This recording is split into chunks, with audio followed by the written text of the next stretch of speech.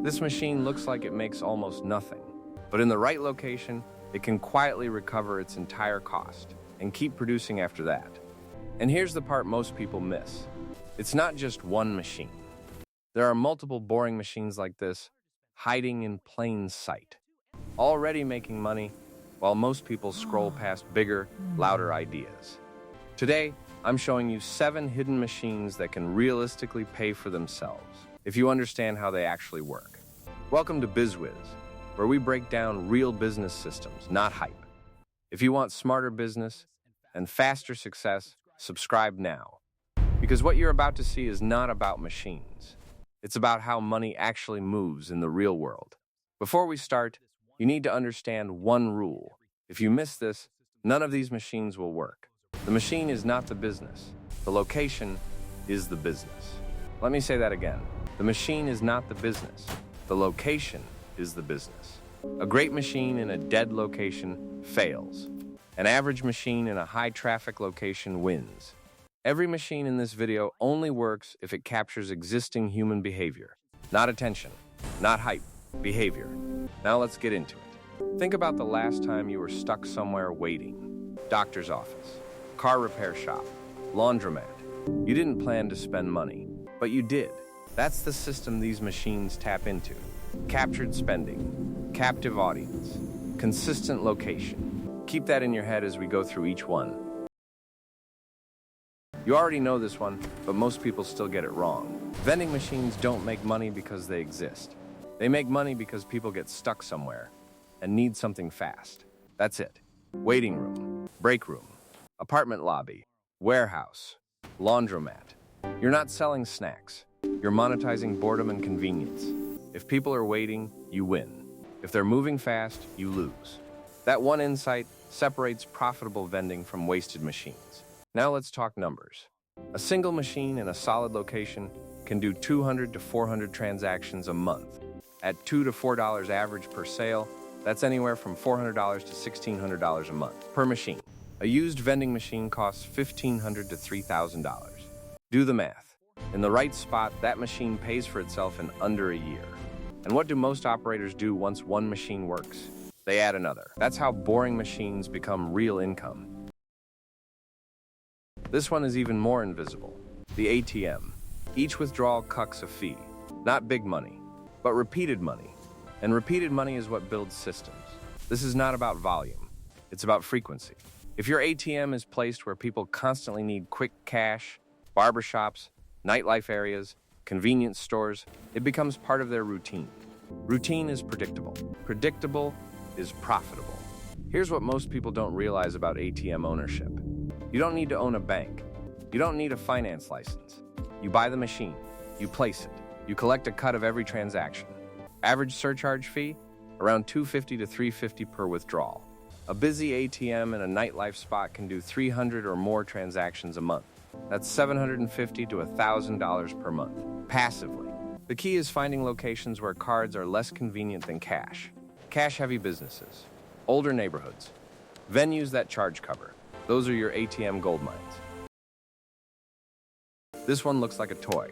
It's not. Claw machines work because kids don't think like adults. They act on impulse. And parents pay for peace. You are not running a game. You are selling moments. Family restaurants, arcades, entertainment spots. That's where this works. Not because it's exciting, but because behavior repeats. Here's what makes claw machines powerful as a business model.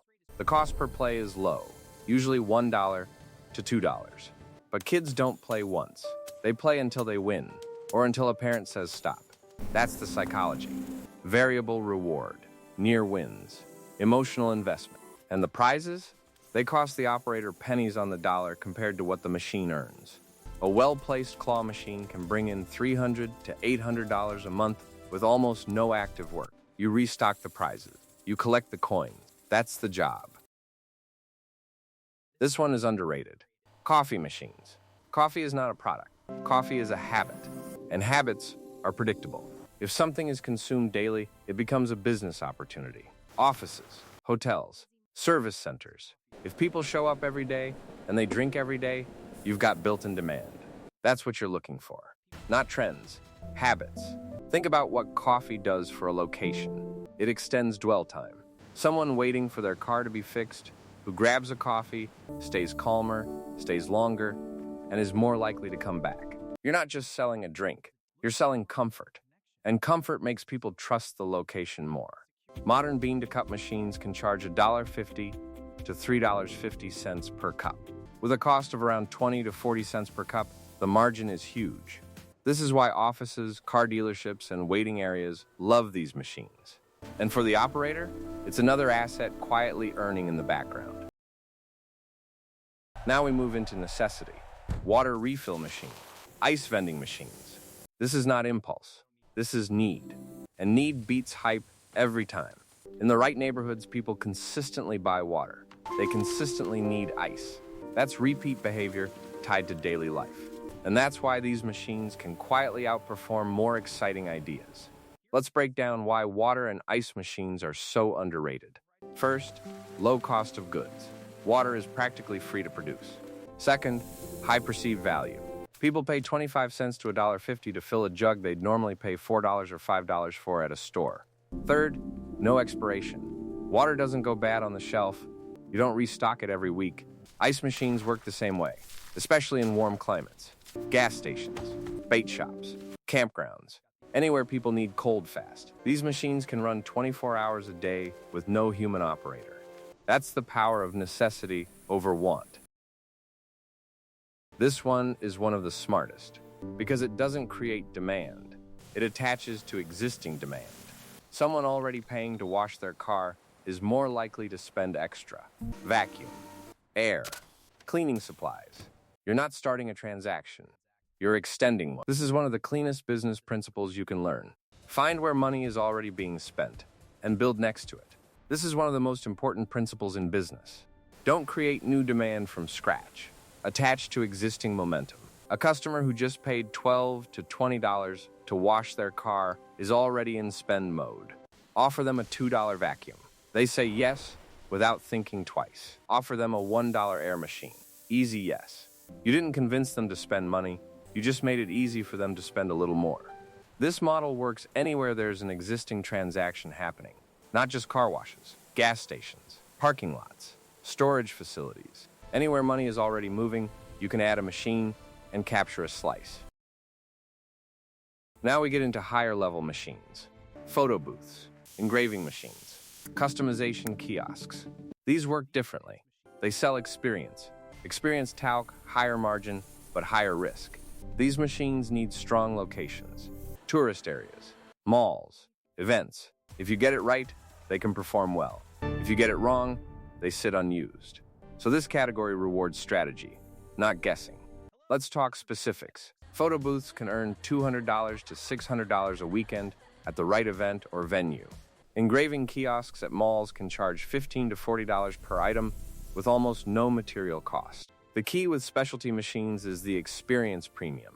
People aren't just buying a product. They're buying a moment, a memory.